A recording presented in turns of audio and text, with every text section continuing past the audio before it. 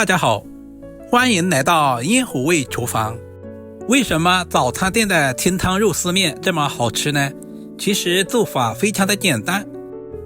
马上过年了，我就把最家常的做法分享给大家，让你在家里面也能做出早餐店的味道。首先我们要准备适量的面条，准备小把干面条放在碗中。喜欢吃新鲜面条的也可以用新鲜的面条来替代。干面条分为两种，有一种是圆形的，有一种是扁形的。喜欢吃劲道一点的，我们就挑选这种扁形的。接下来我们简单的准备一些配菜，准备2块钱的瘦肉切成薄片，瘦肉也不需要太多，1小块就可以。接下来我们再切成均匀的肉丝。今天的肉丝我们尽可能的切小一些，这样方便成熟也方便入味。全部切成视频中，这样就差不多了。把切好的肉丝放在准备好的碗中备用。接下来准备小把金针菇，我们首先把金针菇的根部切掉一小部分，因为根部的肉质比较硬，而且有很多的杂质，我们从中间对半切开，这样方便食用。把粘连在一起的掰开来，金针菇看似非常的干净，其实表面有很多的杂质，我们要提前处理一下。把金针菇放在碗中，加入少许的食盐，然后加入多一点的清水。我们要用淡盐水把金针菇表面的一些杂质清洗干净。经过这样处理一下，我们吃着也更加的放心。不管做什么面条，香葱和香菜是离不开的。准备2颗清洗干净的香菜和香葱，切成小长段，全部切好放在盘中。接下来准备一锅开水，面条一定要水开以后再下锅。刚下锅的面条我们不要直接去动它，大约在15秒左右，我们再用筷子稍微的翻动一下，使每一根面条都浸泡在水中，这样可以快速的把面条煮熟。煮面条我们要开大火，把锅里面的汤汁煮开。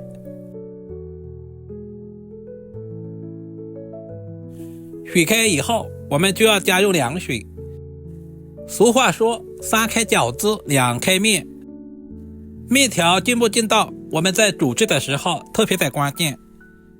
第2次把水烧开，我们再次加入凉水，这个时候出现了少量的浮沫，我们要用勺子把这些浮沫全部捞干净。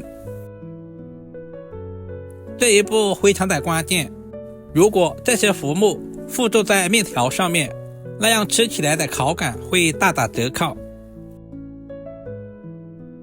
这个时候的面条大约有9成熟了，我们就直接用筷子把面条夹出来，放在提前准备好的凉水中。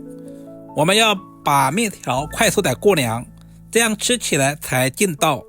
这一步也特别的关键，不然的话面条会粘连在一起。面条要好吃，面汤特别的关键。往水中加入小半勺的猪油，开大火把锅里面的水烧开，然后把准备好的肉丝也倒在锅中，用筷子翻动一下，使每一根肉丝都能够散开来，这样方便成熟也方便入味。接下来把金针菇也倒在锅中，开大火把锅里面的汤汁煮开。这个时候出现了少量的浮沫，我们用勺子把这些浮沫全部捞干净。下面我们简单的调下味，加入大半勺的食盐，少许的鸡精，然后加入少量的生抽或者是红烧酱油，开大火大约煮1分钟左右，把金针菇和肉丝煮至断生，煮出鲜味。这个时候的面汤看起来都非常的有食欲。面条也已经完全的凉透了，一根一根的，一点都没有粘连在一起。接下来把面条控干水分，放回准备好的大碗中。接下来把切好的香葱和香菜加在碗中，把准备好的面汤倒在碗中，一道营养又美味的清汤肉丝面就这样做好了，是不是非常的简单？每一根面条都晶莹剔透，看着都非常的有食欲。